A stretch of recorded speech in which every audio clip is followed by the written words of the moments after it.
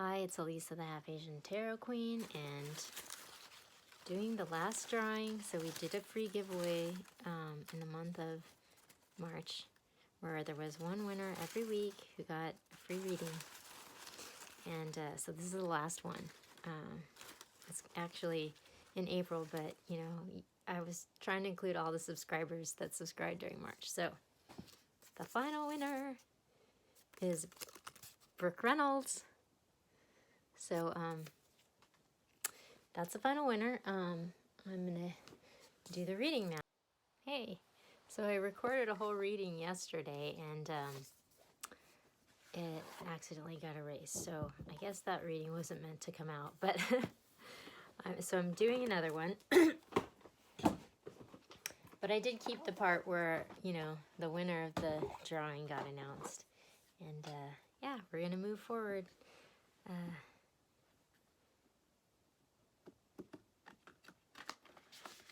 It's been an interesting week.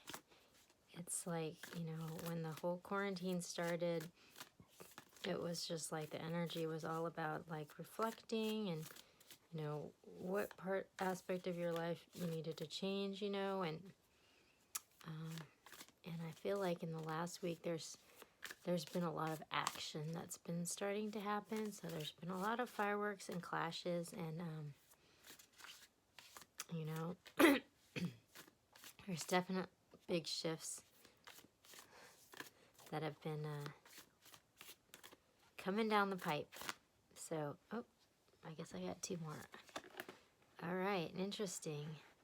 So this first card, I've gotten this card quite a bit lately. And I think the last reading that I got with this card referred to the one before, so I'll probably link that one. But so we got the Hunter, Pachamama, and Earth. So the Hunter is kind of all about, it's like following your internal compass to reap your bounty. It's like the Hunter, it's like some of it is aligned with the values of the samurai, because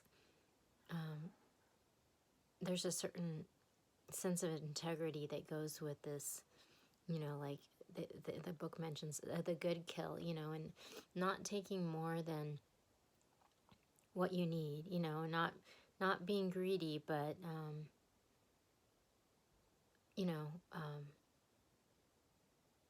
reaping your bounty, and sort of like, so it's also a little bit about standing your ground, but not in a greedy way. You're just sort of following the cues that you're getting from the universe,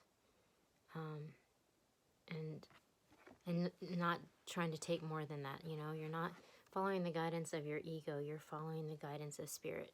And then we have Pachamama, which is a card of unconditional love, and it's accepting everything, all the pain as well as all the joy, and learning from all of it, but sometimes we have this romantic notion of love that's all about, the fairy tale, and but real love is deeper than that. It also includes pain and all these difficult moments as well, and so this card kind of symbolizes that, the whole package. And then we have the Earth, and this is a card that symbolizes, or it's an omen for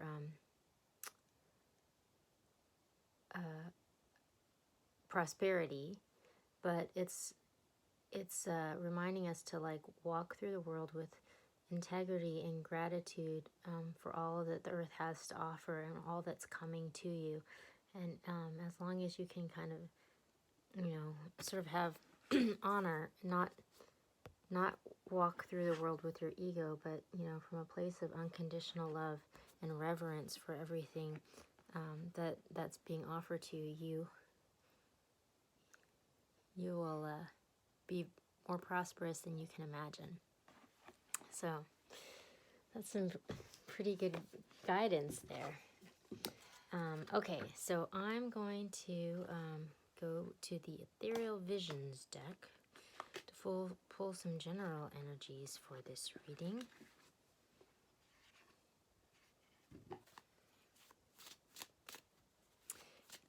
Yeah, this this reading is resonating with me in the sense that I've kind of gotten in a situation myself where I'm learning this lesson, where it's like I have a tendency to be passive, and I have a lot of empathy for other people, and so I'm having to learn this lesson of like not putting other people before myself, you know, and having to stand my ground when people are taking advantage of me, you know. And so but there's like a fine line, you know, because you can get like lost in the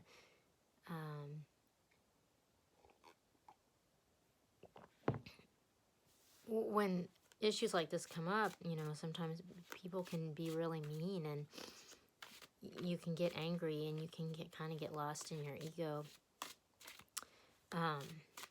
And so, you know, you don't want to do that, but at the same time, like, you have to like preserve what's right and stand up for yourself. For me, I think the issue I have is more about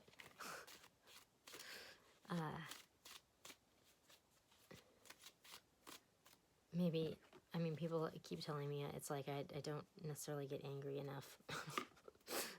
And at the bottom of the deck we have the Chariot, which is interesting because you know, this is a card all about taking charge, you know, taking control of a situation, you know. And it's kind of what I was just talking about. It's like, yep, you gotta do that sometimes, but, you know, have reverence for other lives and other people, and don't take more than you deserve, you know, just take what you need. Okay, so general energies, we have the Magician, we have the Hierophant, and then we have the Knight of Wands. So the Magician, you know, this is the card of the alchemist. Like, this is someone who can turn lead into gold. Like, you have all the elements at your disposal, and you can create, you can make your own abundance. You have the tools you need to create this abundance. And then we have the Hierophant, you know, so this can be a card of institution, like a church, or like a marriage, but it's a spiritual card. And you know, it might be like, it might be an omen about being open to guidance from the church, for example, or, you know, it could be about marriage, or some sort of institution in your life. But I'm gonna keep going because it's like I'm not sure what the context is yet in this reading. Okay, so we have also the Six of Wands. So this is actually a card of victory. So, you know, this is like, in the traditional deck, it's like, you know, this guy's kind of like leading this parade, and it's just like, you know, you've gone off and you've like fought these battles, and like now you've come home and they're like having a parade for you, you know, so it's just like you're coming back victorious, like you've learned this lesson. So it's just like, maybe, you know, from this guidance that you've received, that the universe has offered you, you have been able to manifest your abundance. That's kind of what I'm getting from it. So I'm gonna clarify a little bit here. I'm gonna go to the White Sage Tarot, my Minneapolis deck, to get some general energies for the reading. But oh my gosh, this is so crazy. So at the bottom of the deck, there's the Death card, and I got this very same card from this very same deck at the bottom of the deck from a reading I did a few days ago, which I will link. But then what's even crazier is the reading I did yesterday, which got erased also. That happened again. So for sure, we're going through a huge transformation right now. And I think that's true of pretty much everyone on the planet right now. And it's interesting because it's like we're all kind of, because of the timing of everything, I mean, it's such a huge impact that everyone's kind of going through this process on this. Well, not everyone, but for sure everyone in America is going through this process on this same timeline, which is, it's interesting, you know, because it's just, you know, it's profound when so many people are impacted at the same time. It's just a huge shift in the consciousness of everyone all at once. Oh my gosh.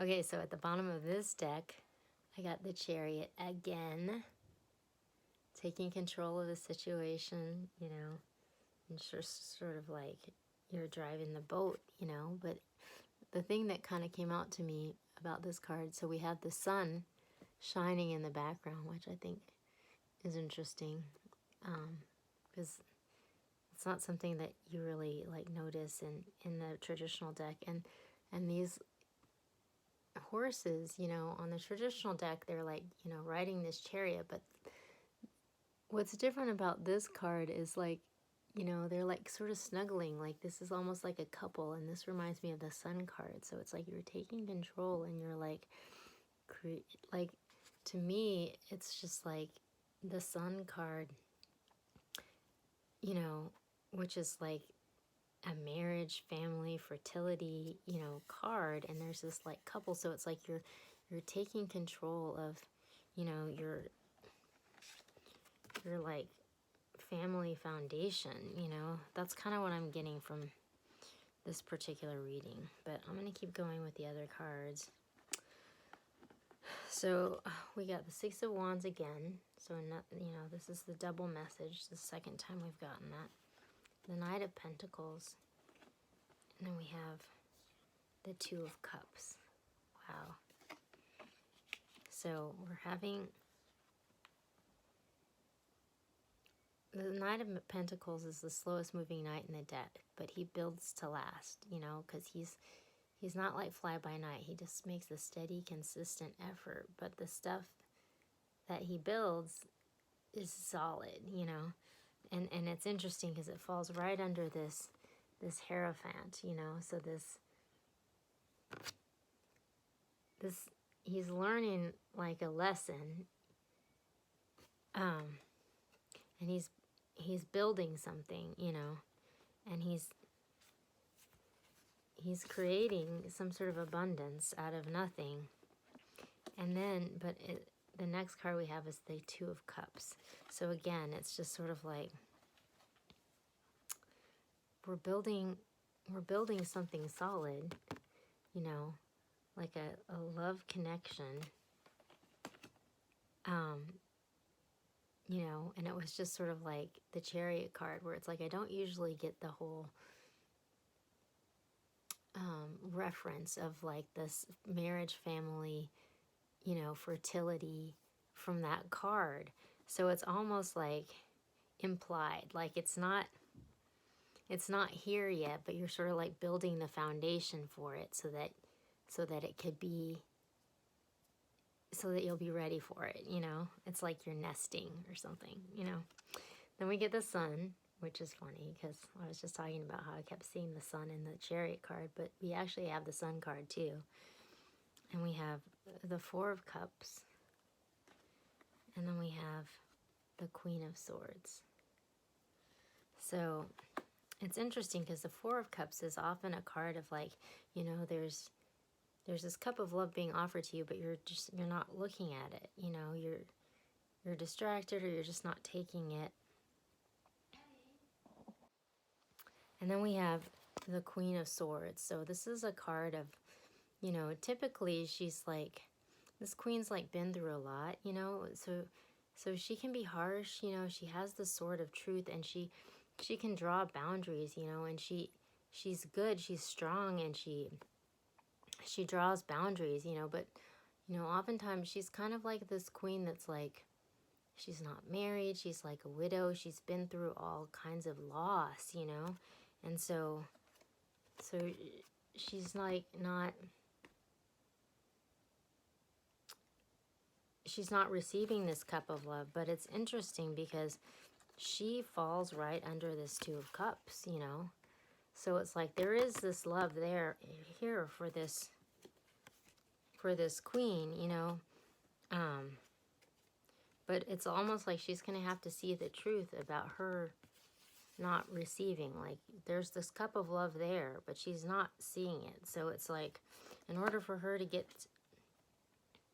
to the sun, in order for her to manifest a victory here, she's gonna have to see this love, you know. And there's like a victory card over both of these, you know. It's interesting. So yeah, there's like maybe a lesson here that's going to need to be learned in order to manifest this. Because, you know, like I'm saying, it's just like we're laying the foundation for this to come in, but it's not here yet. Because maybe there's like a lesson that needs to be learned in order for it to come in, you know. So I'm going to pull 3 more cards from Ethereal Visions, see if we can get some guidance about how we might move through this moment or what this lesson might be.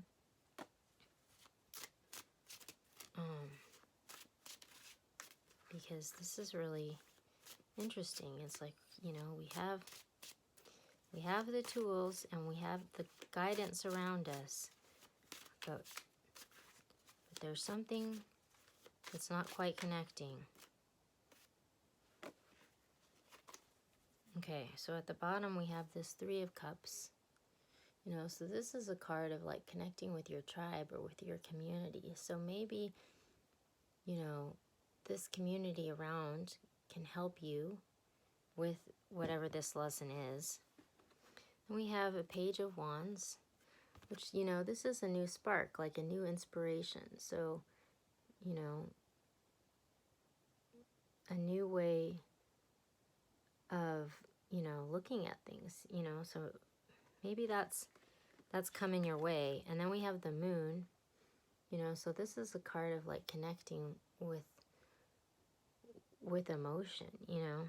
So there's like something in the emotional realm, like some new perspective that's needed.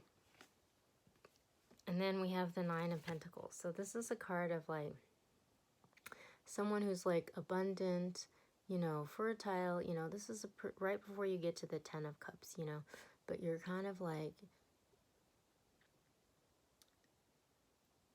a free agent, you know. You don't really need anyone. You've kind of figured everything out on your own. But it's like, so it's like you're ready for the 10 of Cups. Like that's the next card. But there's some new perspective on the emotional realm that you're gonna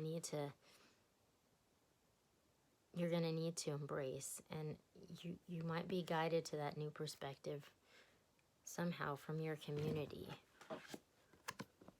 This guidance is around you, and you have the tools you need to reach this victory. But it looks like you're going to have to go on a quest and follow your guidance to reap this reward. You're on the hunt for it, right? So that's an interesting, it looks like there's a new journey that's emerging here. So I'm going to pull from the Starseed Oracle to get one final card to end the reading, because this looks like an interesting journey that's coming.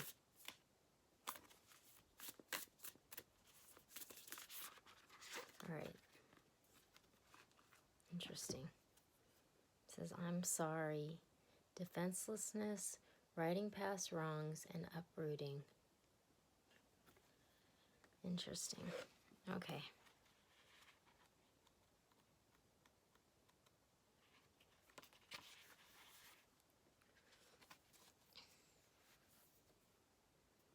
So maybe this is the lesson. We're living in divisive times. When we're hurt and triggered, we tend to see things as a personal attack rather than an opportunity for healing. If we're to find true peace and unity, we need to drop our defenses and see things outside of right and wrong. As souls, we intrinsically remember unity and yearn for it here on earth. Perhaps this is why it feels so painful when we experience the opposite. But it's crucial to remember that we can't simply bypass reality and pretend that unity, love, and forgiveness are here. This is one of the greatest challenges for starseeds. To bring out unity, we must first acknowledge the ways in which both we and the world have been divisive, personally, ancestrally, and collectively. The shadows, hate, wounds, separation, severings, wrongs, and sadness. You may be called to explore how you, your ancestors, or your society have consciously or unconsciously inflicted pain on others.